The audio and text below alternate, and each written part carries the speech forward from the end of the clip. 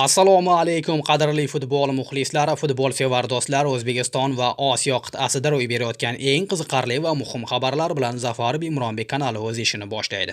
Qadrli do'stlar, agar sizga O'zbekiston va jahonda ro'y berayotgan futbol xabarlari qiziq bo'lsa, kanalimizga obuna bo'lishni unutmang. Bugungi e'tiborimiz futbol mavsumi, ya'ni yozgi mavsumda qanday muhim o'yinlar bizni kutmoqda. Shular haqida batafsil ma'lumot beramiz. Ekran oldiga yaxshilab joylashib oling. Bugungi xabarlarni boshlaymiz. Xalqaro taqvim: iyunda bizni nimalar kutmoqda? Yozgi ta'tilning birinchi oyi voqealarga boy bo'lishi kutilmoqda. Quyida iyun oyida bo'lib o'tadigan xalqaro o'yinlar va boshqa voqealarga to'xtalamiz. Hozirdan aytib qo'yaylik, kelasi oy O'zbekiston milliy terma jamoasi juda muhim ahamiyat kasb etadi, chunki bu oyda jahon chempionati masalasi hal bo'ladi. 5-iyun Jahon chempionati 2026 saralash bosqichi, 3-raund, 9-tur. 5-iyun kuni Osiyo jamoalari jahon chempionati saralashning 3-raund, 9-tur o'yinlarida maydonga tushadilar. A guruhi O'zbekiston uchun yaxshi imkoniyat. Terma jamoamizning tarixda ilk bor jahon chempionatiga chiqishga bir qadam qoldi. Biz bu imkoniyatni boy bera olmaymiz. Buning uchun avvalo 5-iyun kuni Abu Dabida bo'lib o'tadigan Birlashgan Arab Amirligiga qarshi bahsda chiroyli o'yin ko'rsatib, yaxshi natija qayd etishimiz talab etiladi. Hozirgi vaziyatda hammasi faqat o'z qo'limizda. Terma jamoamiz boshqa o'yinga qarab qolmagan. Matematika bilan hisoblashga ham vaqtimiz yo'q.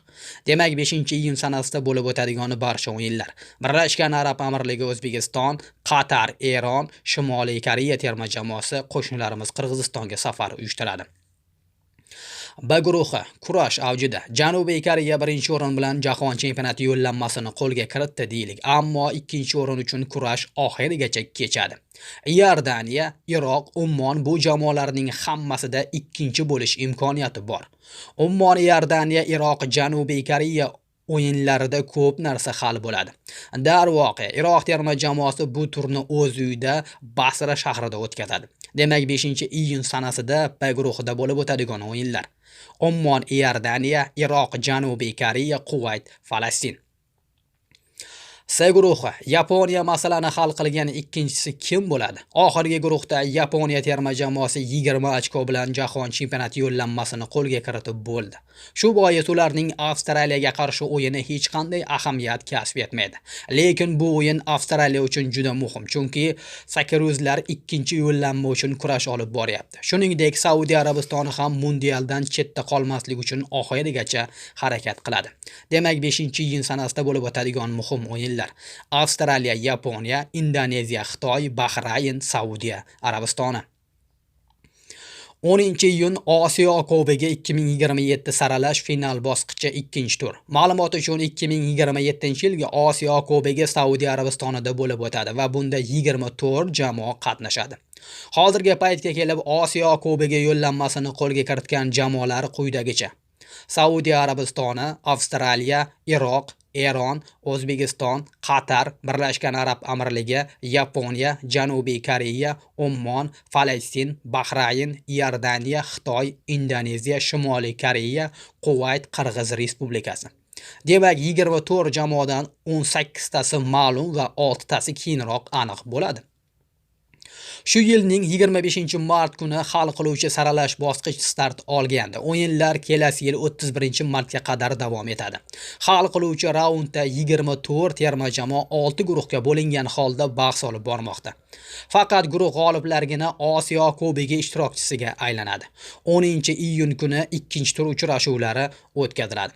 Sharqiy Timor, Maldiv, Filippin, Tojikiston, Brunei, Butan, Yaman, Livan, Gonkong, Hindiston, Bangladesh, Singapur, Shri-Lanka, Xitoy, Taypey, Turkmaniston, Tailand, Myanma, Pokiston, Afg'oniston, Suriya, Laos, Nepal, Malayziya, Vietnam.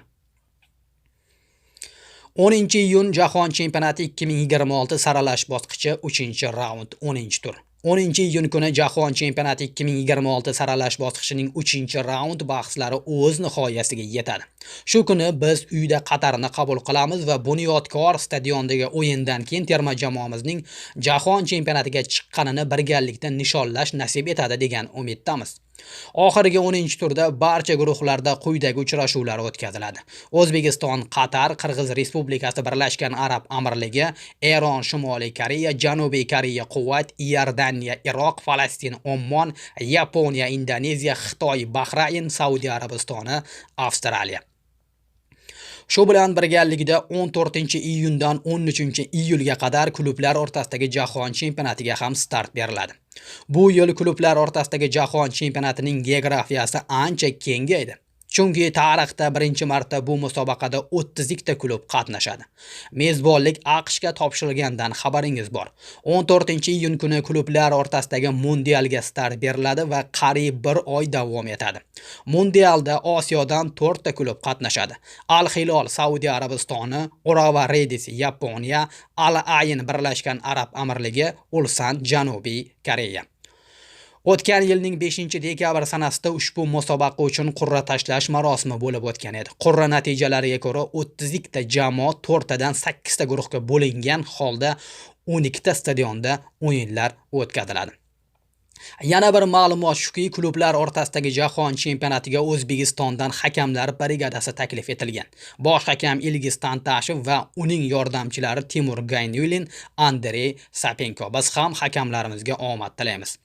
Qadrli futbol muxlislari, bizni yozgi mavsumda juda muhim o'yinlar kutmoqda. Umid qilib qolamiz, albatta O'zbekiston milliy terma jamoasi mundial yo'llanmasini qo'lga kiritadi. Ushbu xabarlarni bizga yetkazib bergan Chempionat Osiyo manbasiga ham o'z minnatdorchiligimizni izhor etamiz. Eng shoshilinch va muhim xabarlarni o'tkazib yubormaslik uchun Zafarov Imronbek kanaliga obuna bo'lishni unutmang. Biz yana gaplashamiz. O'zingizni ehtiyot qiling. Salomat bo'ling.